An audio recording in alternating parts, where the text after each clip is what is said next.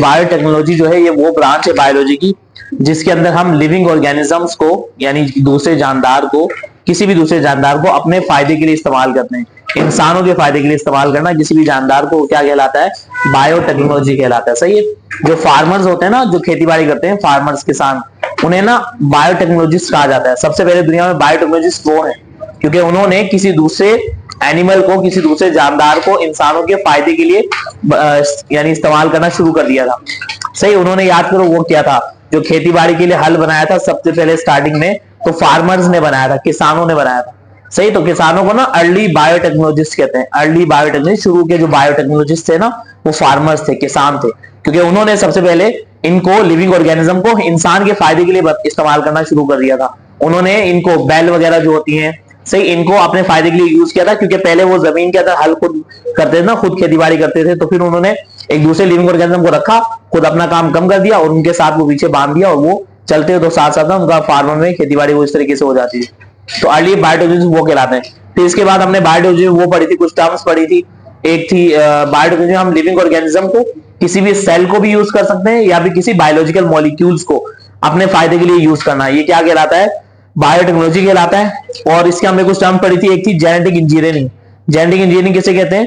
वो टेक्निक जिसके जरिए हम जीन को मैनिपुलेट करें, से किसी भी लिविंग ऑर्गेनिज्म का, जो ऐसा लिविंग ऑर्गेनिज्म जो हमें नुकसान पहुंचा सकता था, हम उसके जीन को मैनिपुलेट करके, चेंज करके अब उसे अपने फायदे के लिए इस्तेमाल करेंगे। जैसे कि कुछ बैक्टीरिया जो होते हैं ना, वो हमें डिजीज कॉज करते हैं, हमें बीमार करते हैं, लेकिन हम उसका अगर जेनेटिक मटेरियल, डीएनए चेंज करके उसे अपने फायदे के लिए इस्तेमाल करना शुरू कर दें, तो ये जेनेटिक इंजीनियरिंग कहलाती है।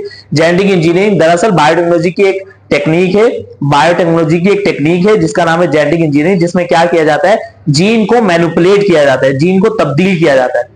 और जब जीन मैनिपुलेट हो जाता है तो वही लिविंग ऑर्गेनिज्म जो पहले नुकसान पहुंचाता था अब फायदा पहुंचाएगा। सही। तो जेनेटिक इंजीनियरिंग ये की जाती है। जेनेटिक इंजीनियरिंग के अंदर जीन को मैनिपुलेट करने के बहुत सारे तरीके हैं। उनमें से एक मेथड है जो कहलाता है रिकॉम्बिनेंट डीएनए टेक्नोलॉजी। जो हम बताया रिकॉम्बिनेंट डीएनए टेक्नोलॉजी में, याद को मैंने बताया था, एक बैक्टीरिया लिया जाता है, बैक्टीरिया का डीएनए बाहर निकालते हैं, फिर जिस चीज का हमें प्रोडक्शन करवानी होती है, जैसे कि ह्यूमन का इंसुलिन का जीन हमने निकलवा लिया, ह्यूमन का इंसुलिन का जीन जाके उससे अटैच करवाएंगे, जब उसे अटैच करेंगे वो फिर दोबारा से बैक्टीरिया की बॉडी में इंसर्ट करेंगे और फिर बैक्टीरिया हमें बहुत सारे न्यू इंसुलिन प्रोड्यूस करके दे देगा। तो बैक्टीरिया से हम बहुत सारे फायदेमंद प्रोडक्ट बनवा भी सकते हैं इस रिकॉम्बिनेंट डीएनए टेक्नोलॉजी के जरिए, और डीएनए की कॉपी भी तैयार करवा सकते हैं इस रिकॉम्बिनेंट डीएनए टेक्नोलॉजी के जरिए। तो ये ना 3-4 कुछ स्टार्टिंग में डेफिनेशन थी। फिर हमने कुछ इंपॉर्टेंट वैक्सीन पढ़ी थी कि कुछ इंपॉर्टेंट वैक्सीन हैं जो हमने आज तक बायोटेक्नोलॉजी वालों ने डिस्कवर कर ली है, बना ली है। एक हेपेटाइटिस बी की वैक्सीन थी। हेपेटाइटिस बी की वैक्सीन किस टेक्निक के जरिए बनाई गई है? Recombinant DNA technology, rDNA technology के जरिए बनाई गई थी। सही। और इसमें हम क्या करते हैं, जो इसका हेपेटाइटिस बी की सरफेस के ऊपर जो प्रोटीन होते हैं, सही, उसका जो जीन होगा, जेनेटिक मटेरियल होगा, वो हम इंसर्ट करेंगे किसमें? यीस्ट के सेल में। सही। यीस्ट के सेल में इंसर्ट करेंगे। यीस्ट उस सरफेस प्रोटीन के जीन की बहुत सारी कॉपी भी तैयार कर लेगा, और सबके अंदर सरफेस प्रोटीन भी प्रोड्यूस हो जाएगा और वो सारा सरफेस प्रोटीन हम बाहर निकाल लेंगे। अब सरफेस प्रोटीन जो होते हैं ना वो बीमार नहीं करते, लेकिन हमारी बॉडी को ये लगेगा जब सरफेस प्रोटीन हमारी बॉडी में जाएगा तो कि रियल वायरस आ गया है। तो ये सरफेस प्रोटीन बॉडी के अंदर इंसर्ट किए जाते हैं एज अ वैक्सीन, वैक्सीन की फॉर्म में, और बॉडी को लगता है ये रियल वायरस आ गया है, उसके अगेंस्ट फिर वो एंटीबॉडीज बना लेते हैं, पूरा प्रोसेस एमराइज कर लेते हैं। फिर नेक्स्ट टाइम वो रियल वायरस जब बॉडी के अंदर आएगा तो उससे बच जाएंगे। तो हेपेटाइटिस की जो वैक्सीन है, हेपेटाइटिस बी की वैक्सीन जो है वो किसके जरिए बनाई गई थी? आरडीएनए टेक्नोलॉजी के जरिए यीस्ट सेल में इंसर्ट किया जाता है। इसके बाद दूसरी वैक्सीन थी एचआईवी, नहीं एचआईवी तो नहीं थी, एचपीवी थी। ये क्या लिखा हुआ है? एचपीवी थी, ह्यूमन पैपिलोमा वायरस की। एचपीवी की वायरस की जो वैक्सीन थी, ये भी आएगा यहाँ पर, एचपीवी। सही है। ह्यूमन पैपिलोमा वायरस की जो थी वैक्सीन, ये हमारे पास डेवलप की जाती है किसके जरिए? जेनेटिक इंजीनियरिंग, मतलब वही जीन्स को मैनिपुलेट करके की जाती है, लेकिन इसमें यीस्ट का सेल यूज नहीं करते, इसमें किसका सेल यूज करते हैं? इंसेक्ट का सेल यूज करते हैं। सही है। तीसरी थी हमारे पास इन्फ्लुएंजा की वैक्सीन, जो फ्लू कॉज करता है वो वाला वायरस, उसकी जो है हमारे पास डिफरेंट तरह की टेक्निक वगैरह यूज की जाती है क्योंकि इसकी वैक्सीन बहुत सारी है, एक दो नहीं है, मतलब 100 से 200 से 200 प्लस है, बहुत सारी वैक्सीन, तो इसलिए इसमें बहुत सारी टेक्निक यूज की जाती है। फिर इसके बाद में पड़ी थी कोविड-19 की, और इसकी जो इन्फ्लुएंजा की हर साल न्यू वैक्सीन भी बनाई जाती है। सही। हर साल एक नहीं, मतलब हर साल न्यू वैक्सीन बनाई जाती है क्योंकि हर साल WHO जो है हमारी वर्ल्ड हेल्थ ऑर्गेनाइजेशन, वो new strain, new type discover कर लेती है इस वायरस की, क्योंकि इस वायरस की ना बहुत सारी वेरिएशन है, तब्दीलियां, इसके अंदर चेंजेस आ जाते हैं। तो इनकी जनरेशन में कोई नया वायरस बार बार पैदा होता रहता है जो पुराने वाले वायरस से डिफरेंट होता है।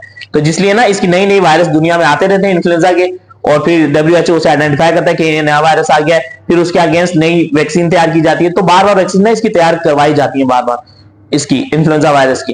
फिर इसके बाद कोविड-19 की वैक्सीन है। कोविड-19 की वैक्सीन जो है वो किसके जरिए, किस इंडस्ट्री ने तैयार की थी? 2-3 इंडस्ट्री के नाम है, मॉडर्ना है, फाइजर है, बायोएनटेक है, और कौन सी है? जॉनसन एंड जॉनसन है। सही है, ये J&J जॉनसन एंड जॉनसन है।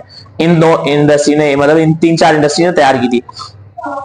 इन्होंने ना वो वाली टेक्निक यूज नहीं की थी जो शुरू के 2 में हुई थी। कौन सी शुरू के 2? ये हेपेटाइटिस बी वाले में और हेपेटाइटिस बल्कि ह्यूमन पैपिलोमा वायरस में।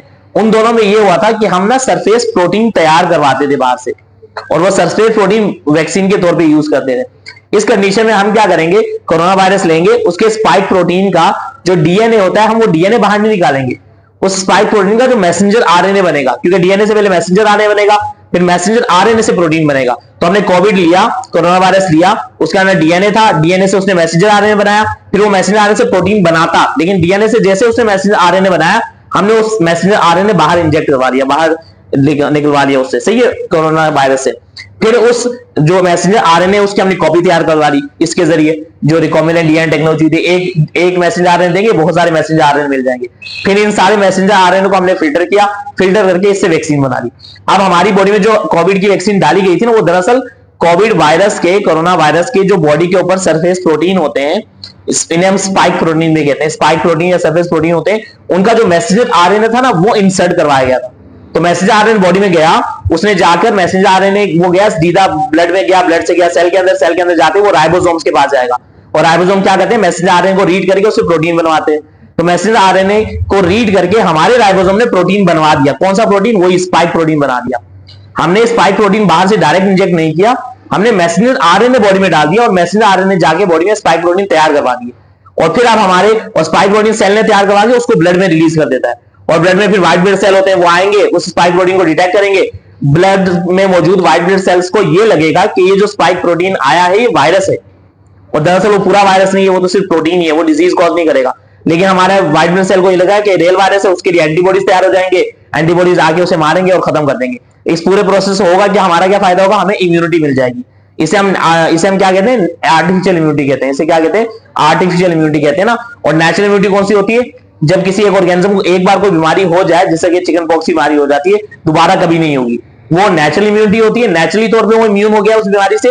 और आर्टिफिशियल इम्यूनिटी तब होती है जब एक बार भी बीमार होने ना दिया जाए, सही, वैक्सीन दे दी जाए, वैक्सीनेशन के जरिए जो इम्यूनिटी प्रोवाइड की जाती है वो कहलाती है आर्टिफिशियल इम्यूनिटी। तो कोविड-19 में हम ये वाली टेक्निक यूज करते हैं, मैसेंजर आरएनए टेक्नोलॉजी से कहा जाता है कि मैसेंजर आरएनए तैयार करवा के बॉडी के अंदर इंसर्ट करवा देना। नेक्स्ट पे एक लास्ट हमारे पास वो मलेरिया की, सही, मलेरिया की वैक्सीन। मलेरिया की वैक्सीन अभी डेवलपमेंट में है, और उसके लिए हमने कुछ एक वैक्सीन यूज की जाती है जिसका नाम है सनेरिया वैक्सीन। और उस वैक्सीन में क्या यूज किया जाता है, वीक पैथोजन यूज किया जाता है, वीक प्लाज्मोडियम यूज किया जाता है। सही, मुर्दा सा, डेड सा प्लाज्मोडियम यूज करते हैं, जो बहुत कमजोर होता है, डिजीज कॉज नहीं कर सकता। बॉडी के अंदर इंसर्ट कर देते हैं, बॉडी को लगता है रियल है, इसे ये हमें डिजीज कॉज करेगा, उसके लिए एंटीबॉडी तैयार कर लेते हैं और उस पूरे प्रोसेस को मेमोराइज कर लेते हैं, तो फिर उसे मलेरिया नहीं होता। सही, लेकिन ये अभी डेवलपमेंट में है, इतनी आसानी के हर एक को लगा दी जाए ये वाली जो हमारे पास मलेरियल पैरासाइट की जो वैक्सीन है। तो ये 5 इंपॉर्टेंट वैक्सीन थे, इनमें से क्वेश्चन आएगा। इसके बाद हमारे पास एक टॉपिक है डिजीज डायग्नोसिस का। सही, डिजीज डायग्नोसिस बायोटेक्नोलॉजी में, सही है, एक टॉपिक है हमारे पास डिजीज डायग्नोसिस।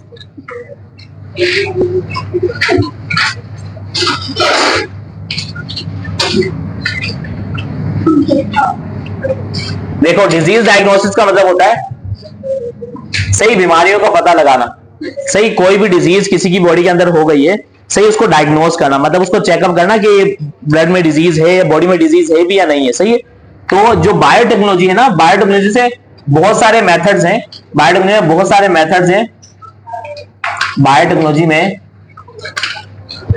बहुत सारे मेथड्स हैं, ऐसे मैनी मेथड्स हैं जो इन्वॉल्व होते हैं, जो डायग्नोसिस करवाते हैं। सही, बहुत सारे मेथड हैं जिनका काम ट्रीटमेंट करना नहीं, इलाज नहीं करे बीमारी का, सिर्फ बीमारी को पता लगाने कि बीमार है भी या नहीं है इंसान। तो बीमारी का बहुत सारी मेथड्स जो है हमारे पास बायोटेक्नोलॉजी के ऐसे मैनी मेथड्स हैं जो डायग्नोसिस करवाते हैं, सही है, डायग्नोसिस करवाते हैं बीमारी का। डायग्नोसिस का मतलब होता है डिटेक्शन करवाना। डायग्नोसिस का मतलब है डिटेक्शन ऑफ डिजीज, बीमारी को डिटेक्ट करके बता देना कि इंसान बीमार है। तो डिटेक्शन ऑफ डिजीज करवाते हैं। बायोटेक्नोलॉजी की कुछ प्रोडक्ट्स ऐसे हैं, कुछ चीजें ऐसी हैं जो बायोटेक्नोलॉजी ने बना के दी है, जिनसे हम बीमारी का पता लगा सकते हैं कि ये इंसान बीमार है, इसके अंदर डिजीज आ गई है। सही है। तो उसके अंदर ना दो मेन मेथड्स हैं हमारे पास। एक कहलाता है DNA RNA probes, DNA and RNA probes. Probes बोलते हैं टुकड़ों को। सही है। तो डीएनए और आरएनए के टुकड़े। सही है, डीएनए आरएनए प्रोब्स। अब ये फॉर एग्जाम्पल ये हमारे पास एक डीएनए का पार्ट है, डीएनए है, ये आरएनए है, आरएनए सिंगल स्ट्रैंडेड होता है। सही है, डीएनए आरएनए के प्रोब्स हैं, टुकड़े हैं। अब ये जो डीएनए आरएनए प्रोब्स होते हैं ना, ये लैब मेड होते हैं, लेबोरेटरी मेड होते हैं, बल्कि लैब मेड तो इतना बड़ा। सही, लैब में प्रिपेयर किया जाता है इनको लैब में प्रिपेयर करते हैं, यानी आर्टिफिशियल होते हैं। लैब मेड ये क्या होते हैं, डीएनए आरएनए के प्रोब्स होते हैं, लैब मेड होते हैं, और इनका काम होता है ये जाकर डिटेक्ट करेंगे डिजीज को,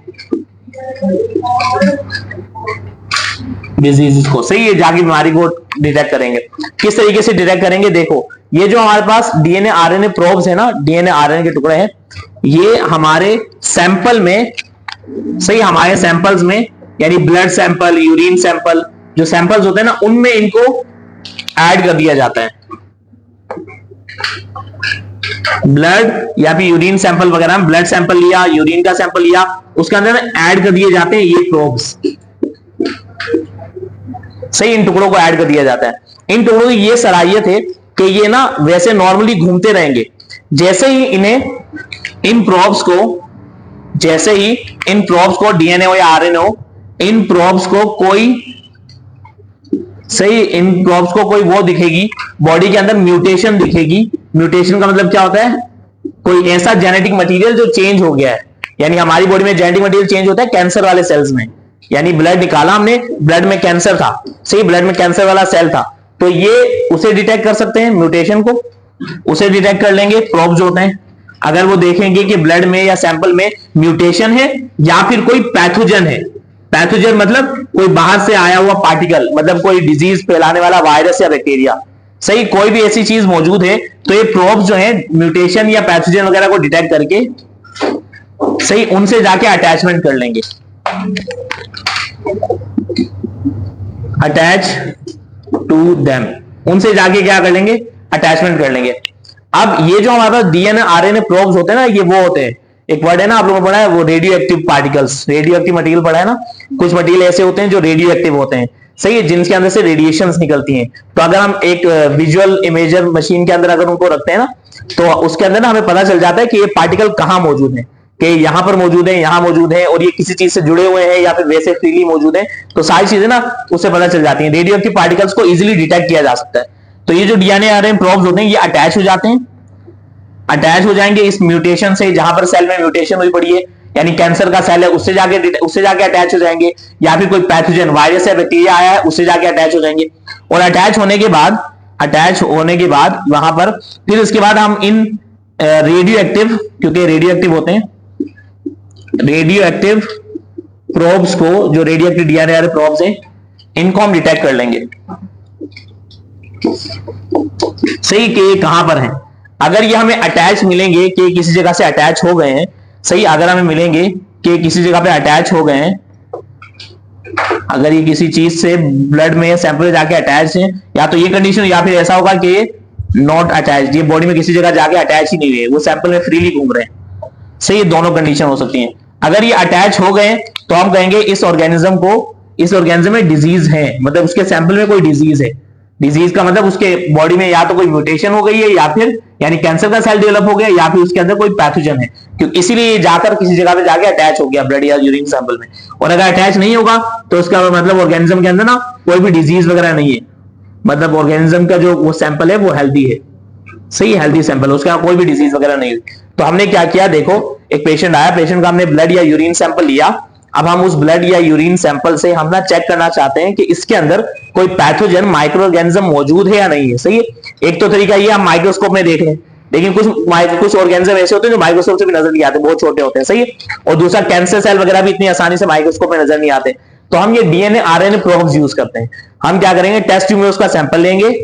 सैंपल लेने के बाद डीएनए आरएनए प्रोब्स के बहुत सारे मटेरियल हैं, वो भी ट्यूब में होते हैं, उनको दूसरी ट्यूब में डालेंगे, मिक्स करेंगे। तो ये डीएनए आरएनए के प्रोब्स ना, डीएनए आरएनए के प्रोब्स जाकर उस ट्यूब के अंदर अलग अलग जगह पे जाके अटैचमेंट कर लेंगे।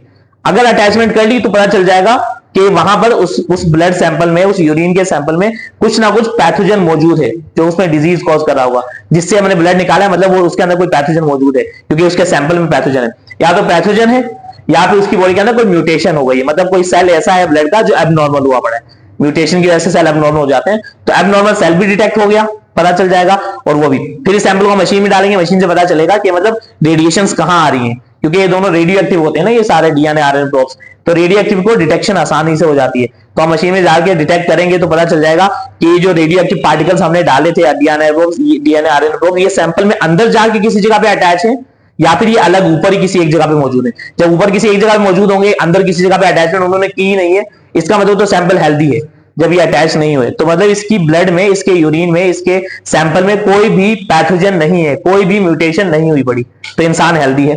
और अगर किसी जगह पे अंदर जाके अटैच हो गया तो इसका मतलब वो इंसान क्या है, उसके अंदर डिजीज वगैरह है, उसके अंदर कोई म्यूटेशन हो गई है, उसके अंदर कोई पैथोजन मौजूद है। तो इस तरीके से ना डिजीज डायग्नोसिस में ये चीजें हेल्प कर रही हैं। डीएनए आरएनए प्रोब्स के मॉलिक्यूल्स ये हेल्प करते हैं। डीएनए आरएनए प्रोब्स ये हेल्प करते हैं। प्रोब्स टुकड़ों को कहते हैं, पार्टिकल्स को। तो डीएनए आरएनए के छोटे छोटे टुकड़े होते हैं, ये डीएनए आरएनए के छोटे छोटे टुकड़े हैं, और ये रेडियो एक्टिव पार्टिकल्स हैं। हम देखते कहां से? ये बायोटेक्नोलॉजी वाले पास होते हैं, उन लोगों ने बनाए हैं, लैब में तैयार किए उन लोगों ने। लैब में तैयार लोगों ने इस तरीके से किए, देखो उन्हें ना पता है कि हमारे जितने भी बॉडी के सेल्स है ना, उनका नॉर्मल डीएनए क्या है। सही, उनका नॉर्मल डीएनए उनके पास मतलब सारा डेटा मौजूद है, वो सारा हमारा एक सेल निकालो सारा डेटा मिल जाता है, तो उनके पास सारा डेटा मौजूद है। वो ऐसा डीएनए बनाते हैं जो इस नॉर्मल डीएनए से अटैच ना हो।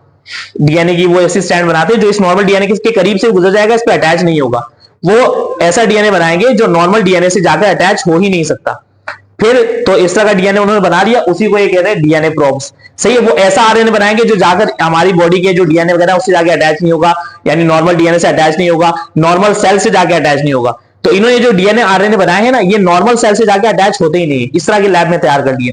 लेकिन जब भी कोई इनको ब्लड में कोई ऐसा पार्टिकल दिखेगा, ऐसा मटेरियल दिखेगा जो इसका डीएनए इससे डिफरेंट हो, हमारे डीएनए से डिफरेंट हो, तो फिर उस पर जाके एकदम अटैच हो जाएंगे। तो ये लैब में तैयार किए इस तरह के हैं जो इनके पास मतलब एक पूरी, इनके पास जो इन्फॉर्मेशन होती है डीएनए आरएनए प्रोब्स के पास, ये इन्फॉर्मेशन है कि ये हमारी बॉडी के अपने सेल्स पे कभी भी जाके अटैच नहीं होंगे।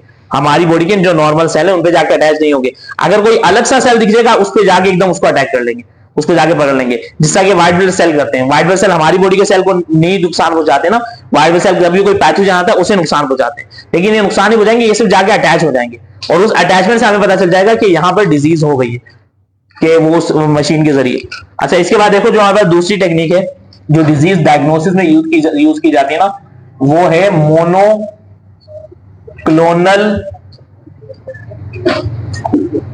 एंटीबॉडीज। एंटीबॉडीज किसे कहते हैं? एंटीबॉडीज किसे कहते हैं? देखो हमारी बॉडी में जब भी कोई वो जाता है ना, कोई बाहर से मटेरियल जाता है, उसे हम कहते हैं एंटीजन। सही, बाहर से कोई पार्टिकल जाता है उसे क्या कहा जाता है? एंटीजन कहा जाता है। उस एंटीजन के अगेंस्ट कुछ जो मेडिसिन वगैरह हमारी बॉडी में तैयार होती है, केमिकल तैयार होते हैं, उसे हम क्या कहते हैं? एंटीबॉडीज कहते हैं। अच्छा, डीएनए आरएनए प्रोब्स ना, इनमें यूज की जाती है ज्यादा। हेपेटाइटिस सी को टेक्निक डिटेक्ट करने के लिए, हेपेटाइटिस बी को डिटेक्ट करने के लिए, एचआईवी वायरस को डिटेक्ट करने के लिए, एचपीवी ह्यूमन पैपिलोमा वायरस को डिटेक्ट करने के लिए, इन सब के लिए ये डीएनए आरएनए प्रोब्स यूज किए जाते हैं। सही, इन सब टेक्निक्स के लिए, इन सब चीजों को डिटेक्ट करने के लिए ये सब चीजें यूज किया जाता है। मतलब हमने ब्लड यूरिन सैंपल लिया और हमने डीएनए आरएनए प्रोब इंसर्ट कर दिया जो हेप सी को डिटेक्ट करता है, हेपेटाइटिस सी का डीएनए आरएनए प्रोब। वो जाके हेपेटाइटिस सी अगर होगा तो अटैच हो जाएगा, नहीं होगा तो अटैच नहीं होगा। सिर्फ हेपेटाइटिस सी वायरस से अटैच होता है। कुछ डीएनए आरएनए प्रोब जैसे हैं, कुछ डीएनए आरएनए प्रोब जैसे जो सिर्फ हेपेटाइटिस बी वायरस से ही जाके अटैच होते हैं। कुछ डीएनए आरएनए वायरस ऐसे हैं जो प्रोब जैसे हैं जो एचआईवी वायरस से अटैच होते हैं, कुछ ऐसे हैं जो एचपीवी से अटैच होते हैं। तो अगर हमारे ब्लड में ह्यूमन इम्यूनोडेफिशिएंसी वायरस है, एचआईवी वायरस मौजूद है, तो ये पार्टिकल जाकर उस HIV वायरस से अटैच हो जाएंगे। अगर नहीं होगा तो ये वैसे घूमते रहेंगे ऊपर, तो हमें पता चल जाएगा अगर ये अटैच नहीं हुआ, इसका जो HIV वायरस का DNA प्रोब था अटैच नहीं हुआ, तो मतलब इसके ब्लड में HIV वायरस नहीं है। और अगर अटैच हो गया तो पता चल जाएगा इसमें HIV मौजूद है, इसे एड्स की बीमारी होने वाली है। HIV एड्स करता है ना वो डिजीज। तो ये 3-4 एग्जाम्पल भी याद रखना चाहिए, हमारे बुक में ये एग्जाम्पल है। अच्छा, इसके बाद है मोनोक्लोनल एंटीबॉडीज। मोनोक्लोनल एंटीबॉडीज को कहते हैं MABs, सही, मोनोक्लोनल एंटीबॉडीज सा लिखते हैं। ये जो मोनोक्लोनल एंटीबॉडीज है ना, ये भी लैब मेड एंटीबॉडीज हैं, लैब में तैयार की गई है।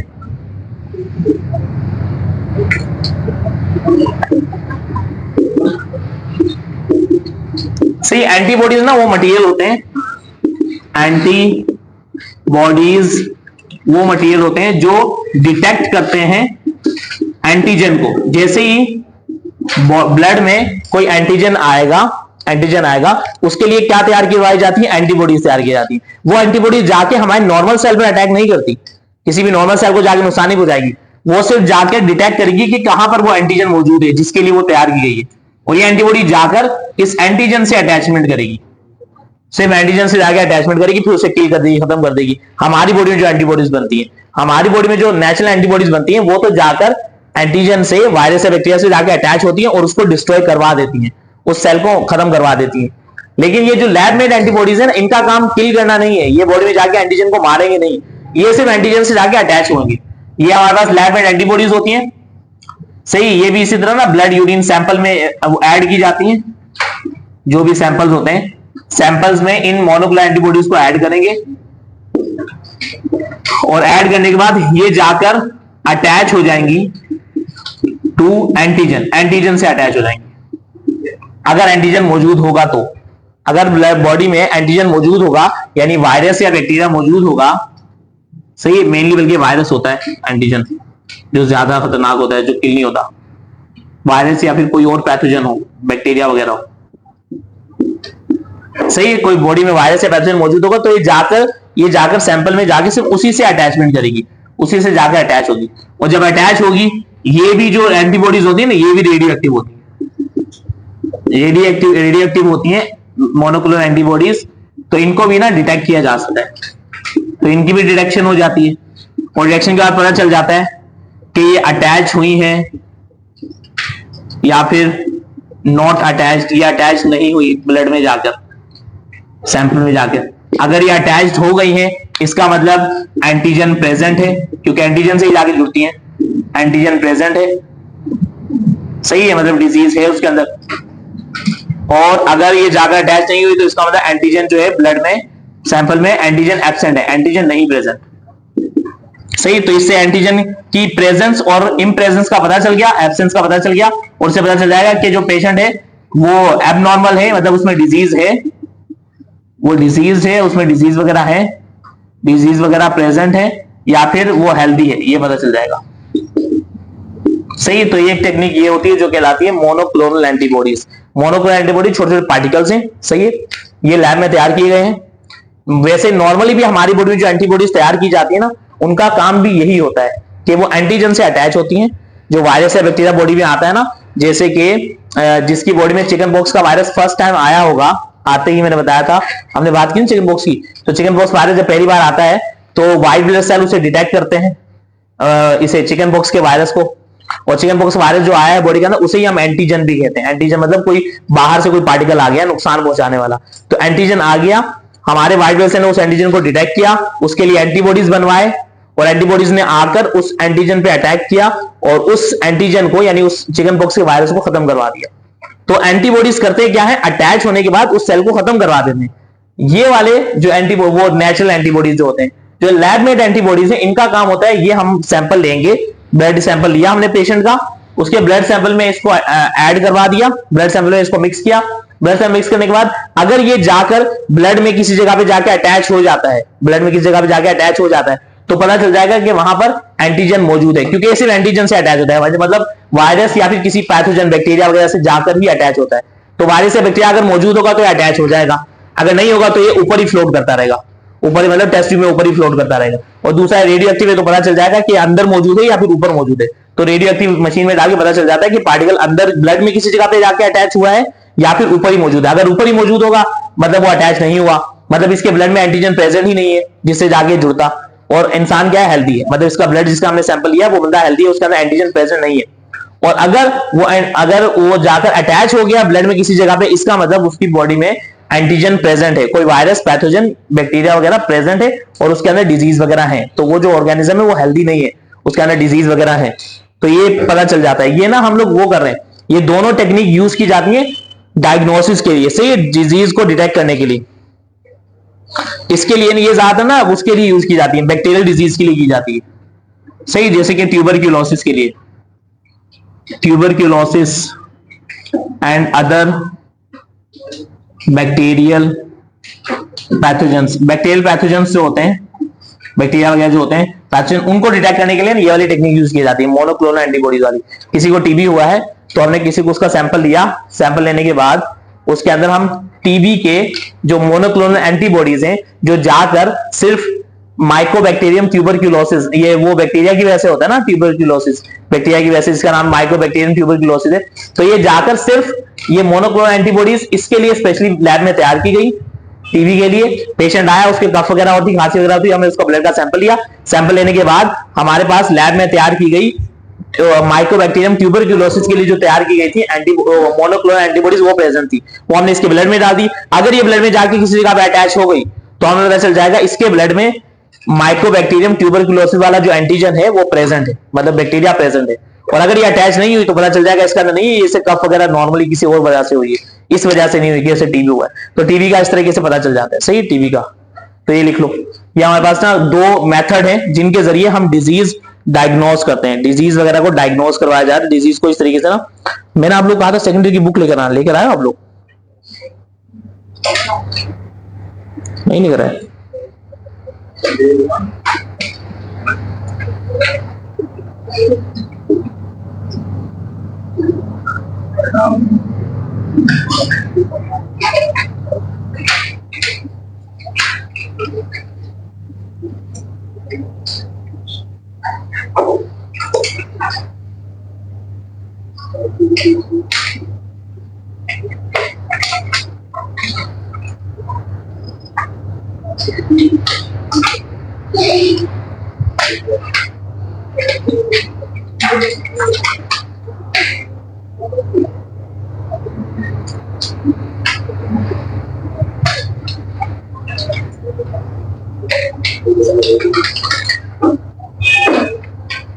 अच्छा, इसके अलावा जो टीबी, ये ट्यूबरक्यूलोसिस इसके अलावा नहीं है, उसके लिए भी होती है एक और लिख लो, हाँ, लाइम डिजीज। लाइम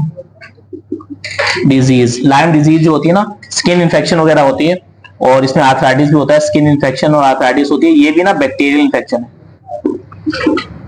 तो इसको डिटेक्ट भी कर देती है ये, सही है। तो एक लाइम डिजीज है, उसके लिए भी मोनोक्लोनल एंटीबॉडीज यूज की जाती है उसको डिटेक्ट करने के लिए कि पेशेंट को लाइम डिजीज है या नहीं है। ट्यूबरक्यूलोसिस के लिए भी यूज की जाती है।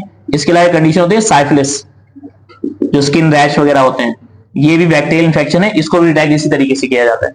तो ये तीन डिजीज जो है ना, ये तीन डिजीज के लिए हम लोग ये यूज करते हैं, मोनोक्लोनल एंटीबॉडी यूज करते हैं, सही। एमसीक्यूज ना इसी तरह आएगा इस चैप्टर से कि ना क्योंकि सारा इंफॉर्मेटिव है ना, कि इसके के ये किस कहाँ यूज होता है, वो कहाँ यूज होते हैं, इस तरह करके आएगा। जिस तरह कि यहाँ पर आएगा कि हम लोग डीएनए आरएनए प्रोब्स जो है किन किन डिजीज के ट्रीटमेंट के, डिजीज को डायग्नोज करने के लिए यूज करते हैं, हेपेटाइटिस सी के लिए, बी के लिए, एचआईवी के लिए और एचपीवी के लिए, सही। इन चारों के लिए कौन सा मेथड यूज होता है, इनको डिटेक्ट करने के लिए डीएनए आरएनए प्रोब्स यूज होते हैं। क्या यूज होते हैं? डीएनए आरएनए प्रोब्स यूज होते हैं, सही। डीएनए आरएनए प्रोब्स को डिटेक्ट क्यों इतनी आसानी से हम लोग कर पाते हैं? क्योंकि ये क्या होते हैं? रेडियो एक्टिव होते हैं, सही, रेडियो एक्टिव होते हैं, सही। ये और ये हमारे पास डीएनए प्रोब दो चीजों को डिटेक्ट करते हैं, पैथोजन को भी डिटेक्ट कर लेते हैं और इसके अलावा म्यूटेशन को भी, मतलब सेल के अंदर कोई सेल, हमारे कोई सेल का डीएनए खराब हो गया है, म्यूटेटेड हो गया है, उसको भी डिटेक्ट कर लेते हैं। ये नहीं करते ये काम, ये म्यूटेशन को डिटेक्ट नहीं करते, ये सिर्फ किसे डिटेक्ट करते हैं? पैथोजन को, यानी एंटीजन को या पैथोजन को डिटेक्ट करते हैं, सही, बॉडी के अंदर। और ये मोनोक्लोनल एंटीबॉडीज जो होती हैं, ये लैब मेड एंटीबॉडीज हैं, और ये किन डिजीज के लिए यूज की जाती है, किन डिजीज को डायग्नोज करने के लिए यूज की जाती है? ट्यूबरक्यूलोसिस, लाइम डिजीज और साइफिलिस। इन तीनों के लिए क्या यूज की जाती है? Monoclonal antibodies. उन चारों के लिए क्या यूज की जाती है? ये वाली टेक्निक यूज किया जाता है। तो डॉक्टर के पास जब कोई पेशेंट जाता है ना, डॉक्टर को शक होता है कि उसे लाइम डिजीज है, या डॉक्टर को शक होता है कि उसे ट्यूबरक्लोसिस है, तो ये मोनोक्लोनल एंटीबॉडीज वाला वो करवाता है, चेकअप करवाता है, उसके जरिए पता चलता है। और जब उसे पता होता है कि हेपेटाइटिस सी बी का टेस्ट करना है, तो हेपेटाइटिस सी बी के टेस्ट में वो डीएनए आरएनए प्रोब्स यूज करते हैं, ब्लड ले लेते हैं, ये हेपेटाइटिस बी का और हेपेटाइटिस सी का जो टेस्ट करते हैं वो यही करते हैं। यानी आप लोग का ब्लड ले लिया, ब्लड लेके जाने के बाद उसमें हेपेटाइटिस बी के जो वो है डीएनए आरएनए प्रोब्स है वो, और हेपेटाइटिस सी के जो डीएनए आरएनए प्रोब्स है वो उस ब्लड सैंपल में इंसर्ट किए जाएंगे। अगर हेपेटाइटिस बी के जाकर अटैच हो गए हैं तो इसका मतलब इसके ब्लड में हेपेटाइटिस बी वायरस मौजूद है, हेपेटाइटिस सी के जाके अटैच हो गए तो इसके ब्लड में हेपेटाइटिस सी वायरस मौजूद है।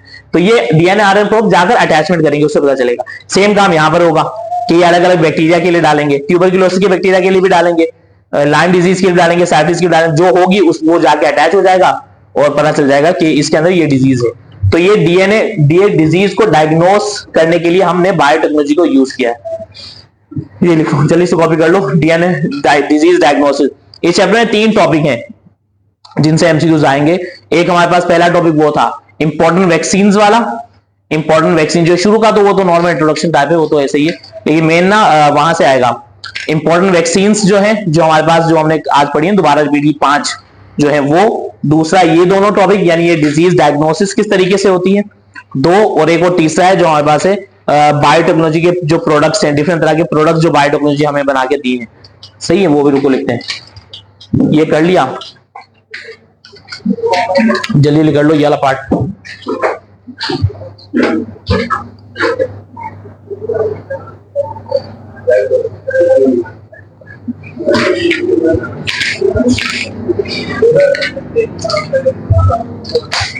देखो हमने जो बायोटेक्नोलॉजिस्ट है ना, बायोटेक्नोलॉजी वाले, उन्होंने जो जो प्रोडक्ट्स तैयार किए ये लिख लेना उस तरफ, ये सारे नाम इसमें।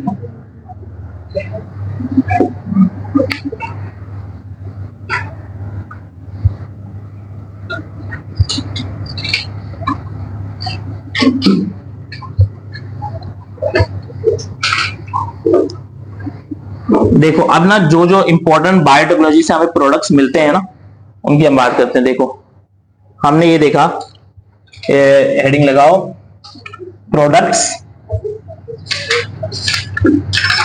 From biotechnology.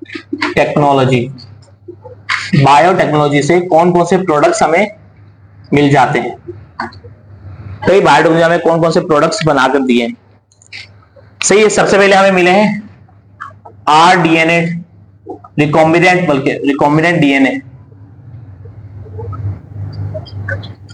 रिकॉम्बिनेंट डीएनए से जो प्रोडक्ट्स तैयार किए जाते हैं वो रिकॉम्बिनेंट डीएनए के प्रोडक्ट्स।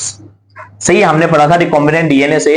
रिकॉम्बिनेंट डीएनए वो मेथड होता है जिसके जरिए हम क्या कर सकते हैं, हम 2 डीएनए को मिक्स करके जो हमने इंसुलिन तैयार की थी वो, सही है, उसी तरीके से ग्रोथ हार्मोन भी तैयार होता है जो वहां यूज किया जाता है, बच्चों के कॉम्प्लेन वगैरह में यूज करते हैं। और इंसुलिन कहां यूज करते हैं, इंजेक्शन के तौर पे उसमें, सही, उसमें यूज करते हैं, डायबिटिक पेशेंट के लिए यूज किया जाता है। सही, इसके अलावा एक और होता है एरिथ्रोपोइटिन। एरिथ्रोपोइटिन होता है उसके लिए, एनीमिक पेशेंट के लिए, जो एनीमिया जिसे होता है ना, ब्लड सेल्स वगैरह कम होते हैं, तो को लिखते हैं। रिकॉम्बिनेंट डीएनए जो प्रोडक्ट्स हैं इसके हमारे पास वो है प्रोटीन है मेनली। सही, ये जो हमारे पास हार्मोन्स वगैरह होते हैं ना, सारे प्रोटीन्स होते हैं जो तैयार किए गए। सही, ये सारे आरडीएनए टेक्नोलॉजी से तैयार किए जाते हैं, इसमें हम are recombinant DNA technology use करते हैं, टेक्नोलॉजी यूज की जाती है। बैक्टीरिया यूज करें, यीस्ट यूज करें, कुछ भी यूज करके रिकॉम्बिनेंट डीएनए वाली टेक्नोलॉजी यूज करेंगे जो हमने शुरू में पढ़ी थी। सही, इसके जरिए क्या क्या बनवाई जाती है, इंसुलिन बनाया जाता है। सही है, इसके अलावा क्या बनाया जाता है, हमने क्या कहा था, ग्रोथ हार्मोन, ग्रोथ हार्मोन बनाया जाता है। इसके अलावा एक और हार्मोन है जो कहलाता है एरिथ्रोपोइटिन। ये पढ़ा है आप लोगों ने, पढ़ा है, कहां पढ़ा है, होम्योस्टेसिस वाले चैप्टर में। हाँ, दोबारा बोलो। अच्छा, उसमें पढ़ा आप लोग, अच्छा फर्स्ट है, हाँ उसमें भी पढ़ा होगा केमिकल कोऑर्डिनेशन, लेकिन ये उससे पहले चैप्टर में होम्योस्टेसिस में भी तो है उसमें। अच्छा, पढ़ा नहीं आप लोगों ने। अच्छा, जो किडनी होती है ना, किडनी 2 हार्मोन प्रोड्यूस करती है, रेनिन और एक एरिथ्रोपोइटिन होता है। सही, रेनिन का काम ब्लड प्रेशर मेंटेन करना होता है और ये ब्लड सेल प्रोडक्शन करवाती है। सही, रेड ब्लड सेल की प्रोडक्शन करवाती है। तो ये जो एरिथ्रोपोइटिन होता है, अगर किसी की बॉडी में नहीं प्रोड्यूस हो रहा, यानी उसकी बॉडी में ब्लड सेल नहीं बन पा रहे क्योंकि उसका ये हार्मोन नहीं है, तो ये हार्मोन हम लैब में तैयार करके इस टेक्नोलॉजी से उसकी बॉडी में इंसर्ट कर देंगे। तो ये ना दिया जाता है एनीमिक पेशेंट को, जो एनीमिया का पेशेंट होता है ना, जिसके अंदर ब्लड सेल वगैरह कम हो रहे होते हैं, तो उसके पेशेंट को दिया जाता है। उसके पेशेंट के लिए हम ये एरिथ्रोपोएटिन यूज करते हैं। ग्रोथ हार्मोन उसके लिए यूज करते हैं जिसमें ग्रोथ नहीं हो रही होती। इंसुलिन डायबिटिक पेशेंट के लिए यूज करते हैं। सही है। तो सबसे पहला जो हमारे पास प्रोडक्ट है जो हमने बायोटेक्नोलॉजी से तैयार किया, वो हमारे पास रिकॉम्बिनेंट प्रोटीन्स हैं या रिकॉम्बिनेंट डीएनए के जो प्रोटीन्स हैं, सही प्रोडक्ट्स वगैरह वो तैयार किए जाते हैं। इसके अलावा हमारे पास ये है वो मोनोक्लोनल एंटीबॉडीज। दूसरी चीज जो हमने तैयार की बायोटेक्नोलॉजी से, वो हमने ये तैयार करवाए मोनोक्लोनल एंटीबॉडीज तैयार करवाए। बायोटेक्नोलॉजिस्ट को ये मिली है, मोनोक्लोनल एंटीबॉडीज मिली है। और ये मोनोक्लोनल एंटीबॉडीज क्या करती हैं? डिटेक्ट करती हैं। सही, ये हमारे पास मोनोक्लोनल एंटीबॉडीज है लैब में तैयार की गई, इनके जरिए डिटेक्ट हो जाती है, डिटेक्शन ऑफ म्यूटेशन, म्यूटेशन की डिटेक्शन हो जाती है एंड किसी भी पैथोजन की सही डिटेक्शन हो जाती है। बल्कि लैब वो है ना मोनोक्लोनल एंटीबॉडीज है, monoclonal antibodies and DNA RNA probes, and probe दोनों मिला के लिख लो। सही, डीएनए आरएनए प्रोब्स और मोनोक्लोनल एंटीबॉडीज, इन दोनों के जरिए हम म्यूटेशन को डिटेक्ट कर लेते हैं। म्यूटेशन का मतलब होता है एबनॉर्मल सेल का आना, मतलब कैंसर का। तो कैंसर्स को भी डिटेक्ट किया जा सकता है, किसी पैथोजन को, मतलब वो एंटीजन हो, सही है, मतलब वायरस या बैक्टीरिया हो, वायरस एंड बैक्टीरिया हो, इन सबको डिटेक्ट कर सकते हैं सही एंटीबॉडीज के जरिए। तो हमारे पास एक प्रोडक्ट जो बायोटेक्नोलॉजी ने दिया था, एक तो ये है, ये प्रोटीन्स है, रिकॉम्बिनेंट डीएनए के जरिए जो प्रोटीन बनते हैं, प्रोडक्ट्स बनते हैं, प्रोटीन बनते हैं वो। दूसरा मोनोक्लोनल एंटीबॉडीज एंड प्रोब्स जो हमने तैयार किए हैं, जिसके जरिए हम डिजीज वगैरह को डायग्नोस कर सकते हैं। इसके अलावा ना ये ऑटो इम्यून डिजीज को भी डिटेक्ट कर लेती है, ऑटो इम्यून डिजीज को भी डिटेक्ट कर लेती है। ऑटो इम्यून डिजीज कौन सी होती है? हमने एक ऑटो इम्यून डिजीज पढ़ी है, कौन सी पढ़ी थी?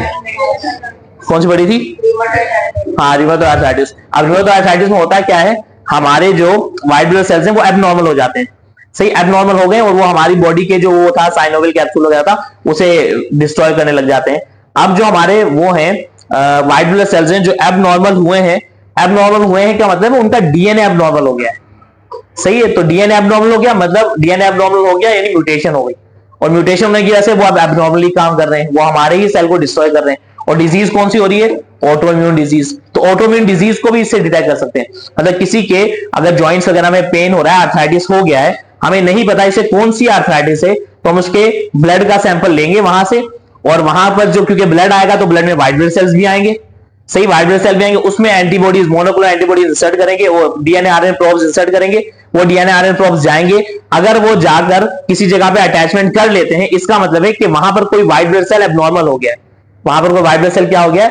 एबनॉर्मल हो गया है, जो खुद ब खुद काम कर रहा है, यानी ऑटो इम्यून डिसऑर्डर हुई है। और अगर वो जाके अटैच नहीं होगा, ऊपर ही आ गया, मतलब उसे आर्थराइटिस तो है लेकिन रीमाटॉइड आर्थराइटिस नहीं, कोई दूसरी टाइप की आर्थराइटिस होगी, क्योंकि कोई सेल एबनॉर्मल हमें मिला ही नहीं। एबनॉर्मल सेल की डिटेक्शन इनके जरिए हो जाती है, और एबनॉर्मल सेल की डिटेक्शन हो जाती है तो उससे हमें डिजीज का पता चल जाता है, सही, कि ऑटो इम्यून डिसऑर्डर है या नहीं है। इसके लिए हमने वो बनाई है, बहुत सारी वैक्सीन बनाई है, वैक्सीन बन जाती हैं इस बायोटेक्नोलॉजी के जरिए। ये लिख लिया ये वाला पार्ट। बहुत सारी वैक्सीन हैं जो हमने अभी कल पढ़ी थी, वो सारी वैक्सीन वगैरह डेवलप की जाती हैं जो हमें आर्टिफिशियल इम्यूनिटी प्रोवाइड करती हैं। इससे पिछले चैप्टर हमने कौन सा पढ़ा था? एवोल्यूशन। उसकी वर्कशीट मिल गई आप लोगों को? मिल गई? उससे कौन सी वाली वर्कशीट मिली आप लोगों को? हाँ, येलो बैकग्राउंड वाली। और उससे पिछले चैप्टर की येलो बैकग्राउंड वाली मिली है आप लोगों को? सपोर्ट एंड मूवमेंट की, सही है। नंबर 3 हमारे पास वैक्सीन जो हमें मिलती हैं, सही। वैक्सीन जो होती है ना, वैक्सीन का मेन मकसद ये होता है कि हमें ना आर्टिफिशियल इम्यूनिटी प्रोवाइड करती है। ये क्या करती हैं? आर्टिफिशियल इम्यूनिटी, यानी आर्टिफिशियल तौर पर बाहर से हमें इम्यूनिटी मिल जाती है, हमें वो बीमारी नहीं होती। जैसे कि पोलियो के अगेंस्ट हमें आर्टिफिशियल इम्यूनिटी मिली हुई है, हमें पूरी जिंदगी कभी भी नहीं होने वाला। तो वैक्सीन से आर्टिफिशियल इम्यूनिटी मिलती है, और वैक्सीन आर्टिफिशियल इम्यूनिटी प्रोवाइड करता है। ये ज्यादातर जो वैक्सीन है वो आरडीएनए टेक्नोलॉजी से तैयार की जाती है, रिकॉम्बिनेंट डीएनए टेक्नोलॉजी से ज्यादातर वैक्सीन तैयार की गई है, सही है। और या फिर जेनेटिक इंजीनियरिंग, मतलब जीन को मैनिपुलेट करके। तो बहुत सारी वैक्सीन हम तैयार कर चुके हैं, जैसे कि हेपेटाइटिस की वैक्सीन है, सही है, हेपेटाइटिस बी, वैक्सीन हमने पढ़ा था। इसके अलावा हमने कौन कौन सी वैक्सीन पढ़ी थी जो तैयार हो गई है? सबसे पहले हमने पढ़ी थी शुरू में HPV की, ह्यूमन पेपिलोमा वायरस की, सही, कोविड की, सही। इसके अलावा मलेरिया की वैक्सीन भी बन गई है, सही। मलेरिया वाले में तो फिर भी इतना ज्यादा वो जीन को मैच्योरेट नहीं किया जाता, उसमें वीक वायरस यूज कर लेते ना, लेकिन कोविड में तो मैसेंजर RNA प्रॉपर यूज किया गया है, तो DNA RNA का काम है। तो ये मेन वैक्सीन हैं जो हमें मिल जाती हैं, जो हमें आर्टिफिशियल इम्यूनिटी प्रोवाइड जाती है। तो बायोटेक्नोलॉजी का मेन एक इंपॉर्टेंट प्रोडक्ट ये भी है जो उसने हमें तैयार करके दिया है। क्या तैयार करके दिया? हमें वैक्सीन तैयार करके दी, जिससे हमें डिजीज वगैरह नहीं होती। अच्छा, इसके अलावा ना अभी बायोटेक्नोलॉजी बहुत सारा काम कर रही है, जीन थेरेपी प्रोडक्ट्स बना रही है। वो अभी है नहीं अवेलेबल वगैरह पाकिस्तान में, तो जीन थेरेपी प्रोडक्ट्स, देखो जीन थेरेपी प्रोडक्ट्स वो होते हैं जो ना अगर किसी का जीन, अगर किसी का जेनेटिक मटेरियल म्यूटेटेड हो गया, खराब हो गया है, सही, कैंसर डेवलप हो गया है, उस म्यूटेटेड जीन को दोबारा नॉर्मल कर देगा। ऐसा प्रोडक्ट जो जीन की थेरेपी करे, मतलब जीन की म्यूटेशन को ठीक कर दे, उस प्रोडक्ट को हम कहते हैं जीन थेरेपी प्रोडक्ट। तो ये जीन्स की, जीन म्यूटेशन को, सही, जीन म्यूटेशन को ना, म्यूटेशन के ट्रीटमेंट के लिए यूज की जाती है, सही, ट्रीटमेंट करने के लिए, मतलब उसको नॉर्मल करने के लिए फिर से, सही। बहुत सारे कुछ प्रोडक्ट्स ऐसे हैं जीन थेरेपी प्रोडक्ट्स जो बॉडी के अंदर इंसर्ट किए जाएंगे इंजेक्शन की फॉर्म में, जो जाकर जो म्यूटेशन जहां पर होगी ना उसे ठीक कर देंगे, सही, जिससे बहुत सारी ये जेनेटिक डिजीज ठीक हो जाएंगी। जेनेटिक डिजीज आप लोगों को पढ़ी, एक sickle cell anaemia, sickle cell anaemia जो होती है, सिकल सेल एनीमिया में क्या होता है? जो सेल होते हैं, रेड ब्लड सेल्स होते हैं, उनका शेप चेंज हो जाती है ना, उनकी शेप किस तरह की हो जाती है? सिकल शेप की हो जाती है। तो जिसकी वजह से ना वो प्रॉपर अमाउंट में ऑक्सीजन ले पाते हैं, ना ऑक्सीजन सप्लाई कर पाते हैं, सही, तो वो सिकल सेल एनीमिया कहलाती है। वो इम्प्रॉपर शेप के क्यों हो गए? क्योंकि इनका जेनेटिक मटेरियल चेंज हुआ पड़ा है, जीन खराब है। तो उस जीन को अगर हम किसी तरीके से जीन थेरेपी प्रोडक्ट के लिए जरिए ठीक कर देंगे तो वो सिकल सेल एनीमिया ठीक हो जाएगा, सही। लेकिन ये अभी इतना आसान नहीं है कि बन गई है तो हम लोग लगा दें किसी को भी, इस पे अभी काम चल रहा है जीन थेरेपी प्रोडक्ट्स पे।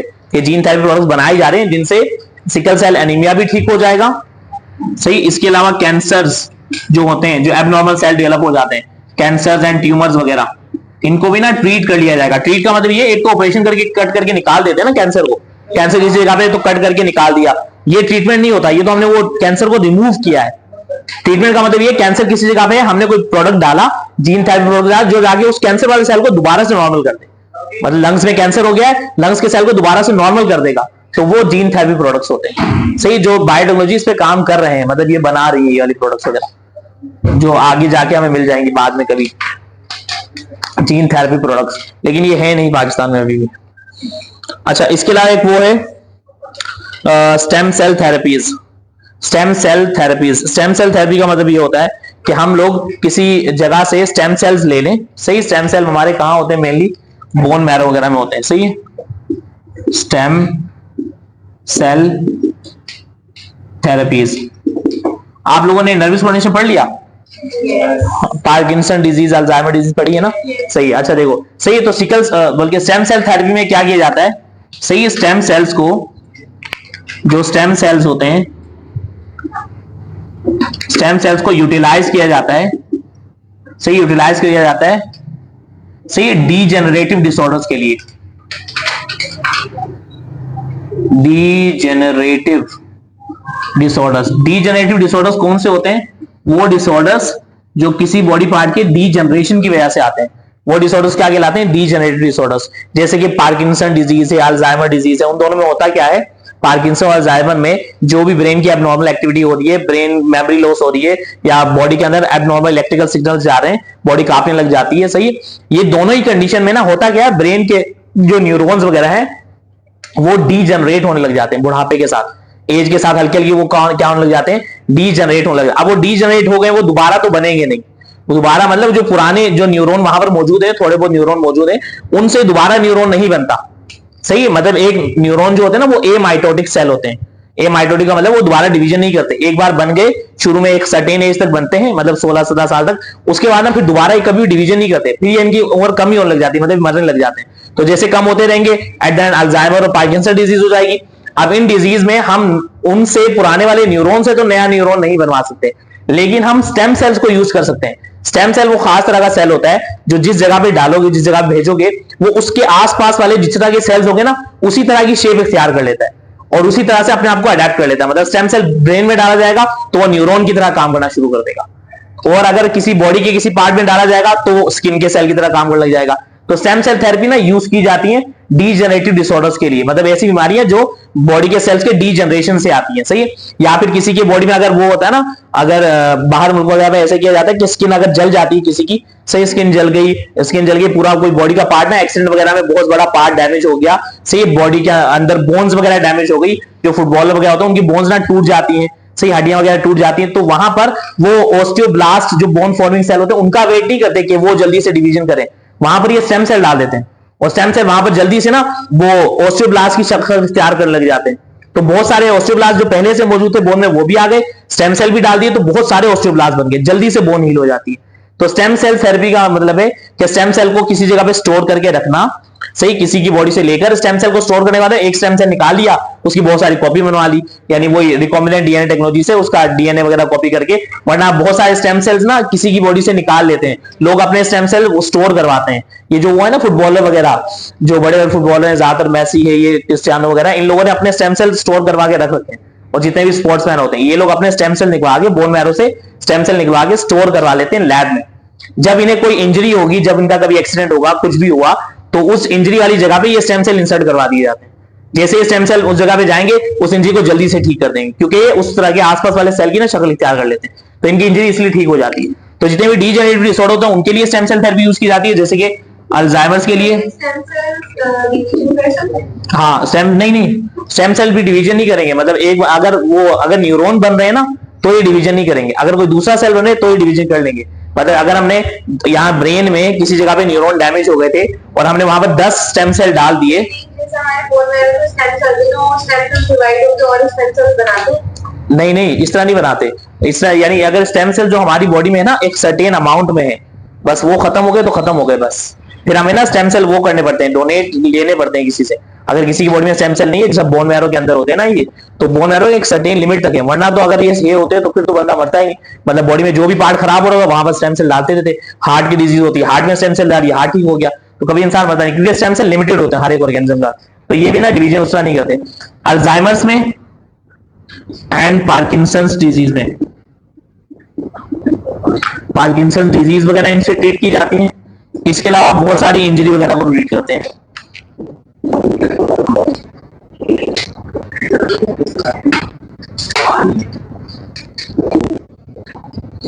स्टेम सेल थेरेपी ये हमारा stem cell therapy last product है। ये 5 प्रोडक्ट्स हैं जो हमारे पास बायोटेक्नोलॉजी ने हमें दिए हैं ताकि ह्यूमन का वेलफेयर हो सके, इंसानों का फायदा हो सके।